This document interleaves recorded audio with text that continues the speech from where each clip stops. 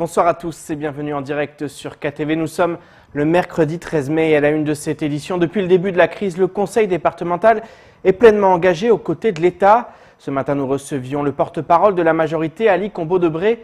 L'occasion de revenir sur la situation des étudiants, mais également sur les moyens mis en place pour faire face à l'épidémie de Covid-19. Le conseiller départemental de Mamoudzou en appelle à la responsabilité de chacun. Seul moyen de vaincre ce coronavirus. Au montage, Leslie Vumenet. Le conseil départemental est en première ligne face au Covid-19. Sur plusieurs fronts en même temps, l'institution doit notamment se préoccuper des étudiants mahorais actuellement hors du territoire. Et si certains ont fait des demandes pour revenir à Mayotte, le département conseille pour sa part aux élèves de rester où ils sont. Ces élèves qui souhaitent rentrer à Mayotte, comme je l'ai dit, c'est toute une organisation, une logistique. Parce que la question, c'est de savoir, est-ce qu'on les met en quatorzaine avant de venir à Mayotte ou une fois qu'ils sont arrivés sur le territoire. Donc ça, c'est une question qui sera tranchée au niveau ministériel. Néanmoins, nous, au niveau du département de la PSU, parce que la DPSU, pardon, comme c'est un dossier très sensible pour nous, nous avons en tout cas donné notre opinion aux étudiants en leur disant que il ne serait pas souhaitable dans l'état actuel des choses de rentrer à Mayotte pour plusieurs raisons. Ils ont des dossiers à préparer, ces élèves-là, le DSE, les chambres universitaires, pour la rentrée prochaine. Et aussi, sur le territoire, même en période normale, sur certaines zones, nous avons des difficultés de connexion. Le département a néanmoins assuré que les bourses seront payées sans condition. Par ailleurs, l'institution poursuit sa course contre la montre pour obtenir des masques, et ce malgré la pénurie de tissus à Mayotte. Un total de 18 000 masques qui ont été déjà commandés localement. Au niveau local. Nous allons monter jusqu'à 55 000. Mais le problème qui se pose à Mayotte, que les gens ne disent pas, ceux en tout cas qui se targuent d'aller dans les réseaux sociaux pour vouloir monter les uns contre les autres, c'est qu'on a un problème de capacité ici à Mayotte. Première chose. Deuxième chose, nous savons tous, nous avons l'information, en tout cas, encore une fois, qu'il y a une rupture au niveau d'approvisionnement de tissus sur le territoire. Et troisièmement, je rajouterai, même les élastiques nous manquent. Mais ça, c'est pas tant le plus important, parce que ceux-là, il n'y a pas d'élastique. Si les masques sont distribués gratuitement, le porte-parole de la majorité rappelle que la population doit prendre conscience des risques et adhérer aux mesures barrières. Quand j'entends des gens même dire que non, la maladie n'existe pas, est-ce que ça c'est la faute de la directrice de l'ARS? Est-ce que c'est la faute du préfet? Alors que les messages sont là, les nombres de cas qui augmentent tous les jours, mais vous sortez dehors, monsieur Camara, vous entendez encore des gens dire « Ah, mais vous savez, ça vient de Dieu, si Dieu veut que on l'aura. » Ben voilà. Donc aussi, il y a de ce côté-là quelque chose à nous, population, une prise de conscience collective, parce que on est en phase 3, M. Camara. On est le seul territoire aujourd'hui où on n'a pas de visibilité en termes de confinement. Et je sais que les messages sont... Encore hier, nous, on a validé un spot au niveau du département qui va passer dans vos antennes. Les messages se multiplient, mais le confinement et les gestes barrières continuent de ne pas être respectés par tous. Le tout à la veille des arbitrages du gouvernement qui doit décider si le confinement va se poursuivre ou non. Et la violence est au cœur de l'actualité depuis quelques jours. Les pompiers de Kahani ont été violemment agressés ce week-end. La caserne a été prise d'assaut par des individus qui reprochaient aux soldats du feu d'avoir déblayé des arbres sur la route. Je vous propose d'écouter l'un des porte-parole des sapeurs-pompiers de Lille qui s'exprime sur son ras-le-bol face aux agressions à répétition dont sont victimes ses collègues. C'est au quotidien. Nous, les sapeurs-pompiers, on nous agresse tout le temps, que ce soit physique, parole ou autre chose. Mais la soirée de dimanche à lundi, là, c'est trop. Trop, c'est trop. Depuis le début de cette crise à Mayotte, parce que ça n'a pas commencé d'aujourd'hui, on rappelle les faits, depuis 2018, il y a eu vraiment beaucoup de cambriolages ainsi aussi des agressions, des matériels qui ont été dégradés. Mais là, pour Kahani, c'est la chose la plus, on va dire, même le mot, je veux le dire, c'était plus que meurtrier, parce que là, nos collègues ont eu de la chance. Plus de 50 personnes, des jeunes, des moins jeunes et leurs enfants, sont venus pour en découdre. Le pourquoi du comment, parce que il y a eu des arbres qui ont été couchés sur la route, sur la voie publique. Bien sûr. Les gendarmes nous ont appelés pour aller couper ces arbres pour libérer la voie publique. À notre retour à la caserne, nous on est rentrés dans la caserne, mais les forces de l'ordre sont reparties. Ça a commencé les jets de pierre. Un camion a été mis en barricade pour déjà protéger les ambulances.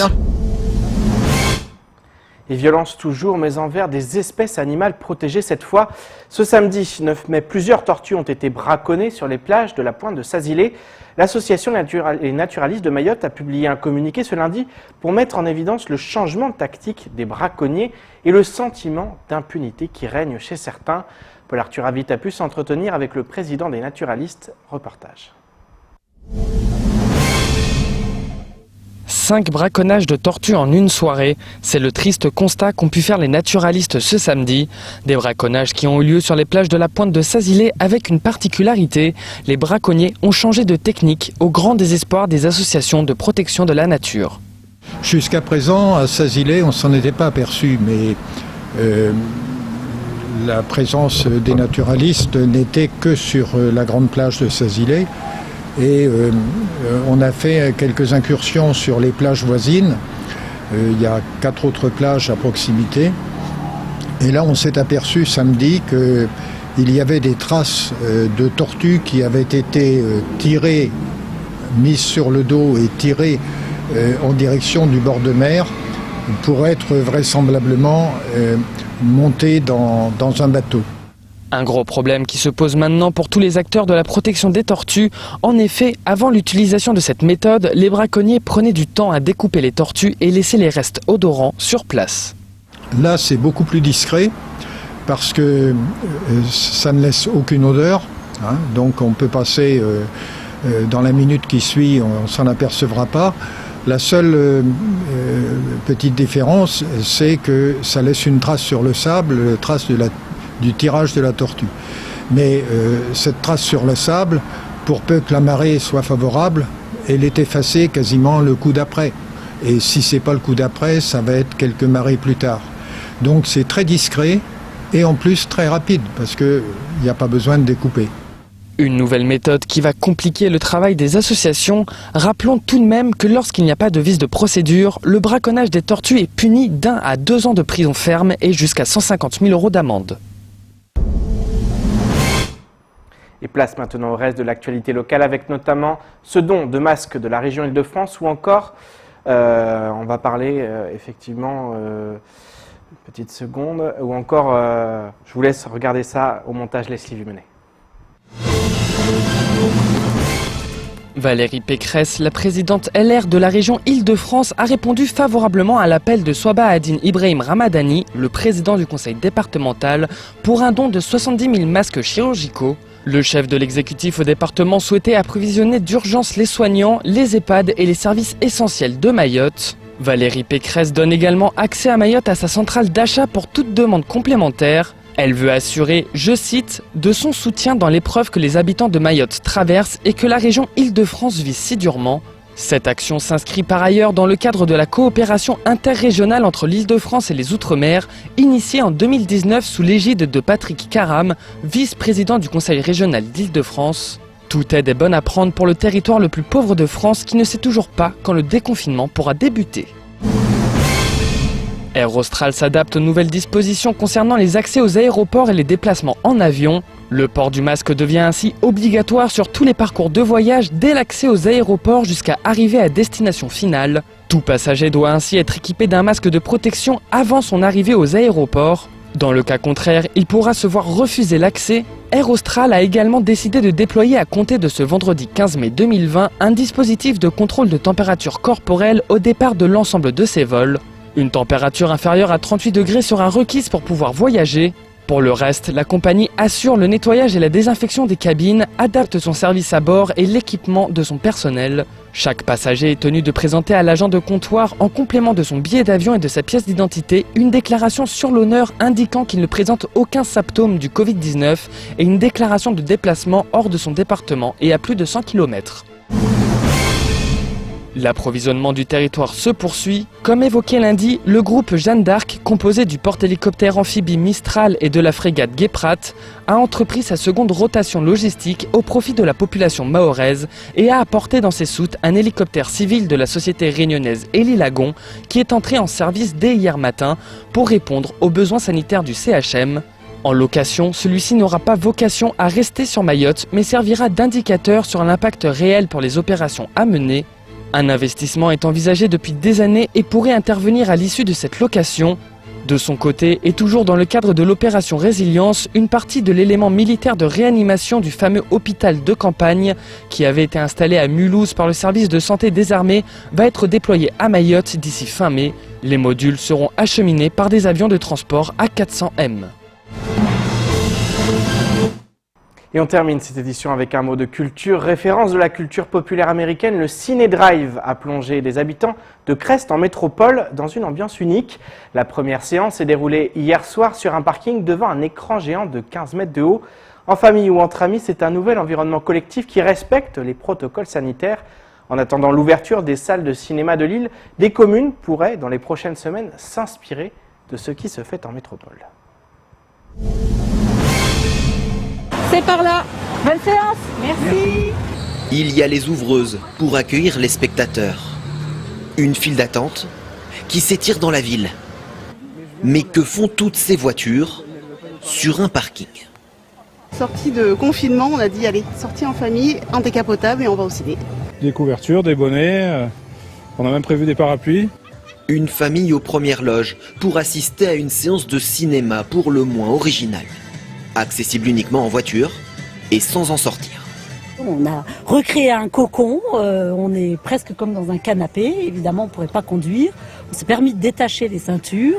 Confortablement installés, devant un écran de 15 mètres de haut, Claudine et Gilles attendaient cette soirée avec impatience.